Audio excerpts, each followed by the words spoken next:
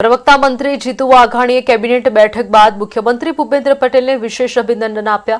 ज्યાં નાયબ મુખ્યમંત્રી અને નાણામંત્રીને પણ અભિનંદન પાઠવ્યા। તેમણે જણાવ્યું કે જીએસટીમાં રાહત મળવાથી સામાન્ય માણસને પણ રાહત મળી છે। આ બજેટમાં 10%નો વધારો ઐતિહાસિક ગણાય છે, જેના પર વિશેષનો ચર્ચા કરી રહ્યા છે કે ઓછી આવકમાં આ વધારો કેવી રીતે શક્ય બન્યો। આ બજેટમાં એસસી, એસટી, ઓબીસી વર્ગોને વિશેષ પ્રાધાન્ય આપવામાં આવ્યું છે। કેન્દ્ર અને રાજ્ય સરકારની યોજનાઓની તુલના કરીને સમીક્ષા કરવામાં આવી છે। આવનારા સમયમાં मुख्यमंत्री સાથે ફરી સમીક્ષા કરશે તેવી માહિતી આપવામાં આવી છે। ચીફ સેક્રેટરીને મુખ્યમંત્રીએ સૂચના આપી છે કે બજેટ ગૃહમાં રજૂ થયા બાદ વહીવટીતંત્ર તાત્કાલિક તૈયારીઓ શરૂ કરે। બજેટ પૂરું થયા બાદ તરત જ કામ શરૂ કરવામાં આવે અને 15 દિવસમાં રેવન્યુ, જમીન સહિતની મંજૂરીઓ પૂર્ણ કરવામાં આવે। બજેટની જોગવાઈઓનું કામ દિવાળી પહેલા શરૂ કરવાની સૂચના આપવામાં આવી છે। આજની બેઠકમાં ટેકાના ભાવે ખરીદી 23 ફેબ્રુઆરીથી શરૂ કરવાનો નિર્ણય લેવામાં આવ્યો છે। સાથે જ કેન્દ્ર સરકારની યોજનાઓમાં કોઈ બાબતો રહી જતી હોય તો તેની તુલના કરીને કોઈ ક્ષતિ ન રહે તેની પણ ખાસ સૂચના મુખ્યમંત્રી આપી છે।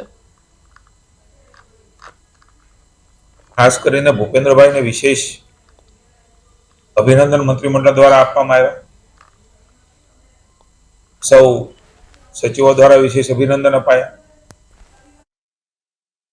માનનીય નાણામંત્રી, નાયબ મુખ્યમંત્રી હર્ષભાઈ, કનુભાઈ અને ખાસ કરીને જેના વડપણ નીચે સરકાર ચાલે છે એવા મુખ્યમંત્રીને ડિટેલ અભિનંદન। વિશેષ રીતે એ છે કે જીએસટીમાં માનનીય મોદી સાહેબે રાહત આપી સામાન્ય જનતાને। ટેક્સ પેયરો છે એમને પણ રાહત મળી। સામાન્ય જનતાને અનેક રાહતો મળી। આપણી આવક પણ રાજ્યની એ પ્રમાણે ઘટે, સ્વાભાવિક છે। છતાં પણ ગુજરાત સરકારે પોતાની કાર્યક્ષમતા વધારીને 10% વધારો આ બજેટમાં કર્યો એ ગુજરાતના ઇતિહાસમાં સૌથી પ્રથમ આ ઐતિહાસિક બજેટ રજૂ થયું છે। તજજ્ઞો, અર્થશાસ્ત્રીઓ આજે ચર્ચા કરી રહ્યા છે, કારણ કે આવક જાવકના હિસાબના આધાર ઉપર હંમેશા બજેટની જોગવાઈઓ એ નક્કી થતી હોય છે।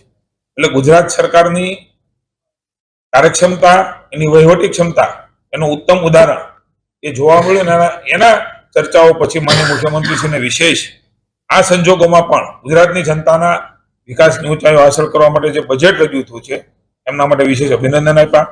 એસટી, એસસી, ઓબીસી અને ખેડૂતોને ખાસ કરીને વિશેષ પ્રાધાન્ય એ શિક્ષણ વિભાગ સહિત આપવામાં આવ્યું છે। તમામ વર્ગને આવરી લેતું આ બજેટ છે। ત્યારે માનનીય મુખ્યમંત્રીશ્રીએ ખાસ સૂચના આપી છે। ભારત સરકાર અને ગુજરાત સરકાર એમની યોજનાઓ, એમની બજેટની જોગવાઈઓ, ગુજરાત સરકારની બજેટની જોગવાઈઓ તુલના કરીને સમીક્ષા એ ચીફ સેક્રેટરી કરે અને જ્યાં જરૂર જણાય ત્યાં મુખ્યમંત્રી પણ એ સમીક્ષા બેઠક આવનારા સમયમાં જરૂર જણાશે તો એ પણ સમીક્ષા બેઠક તુલના કરીને કરશે, જેના આધાર ઉપર આપણે સામાન્ય જનતાને વધારે લાભ અપાવી શકીએ। એક નવી બાબત એ માનનીય મુખ્યમંત્રીશ્રીએ મૂકી છે।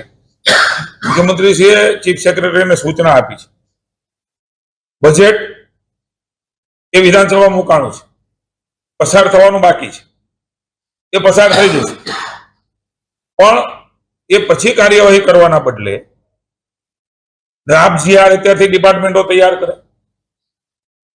ડ્રાફ્ટ ટેન્ડર પેપર એની પણ તૈયારી રાખે, વહીવટી મંજૂરીઓની જે પ્રક્રિયા હોય છે એની પણ દરેક ડિપાર્ટમેન્ટ અત્યારથી તૈયારી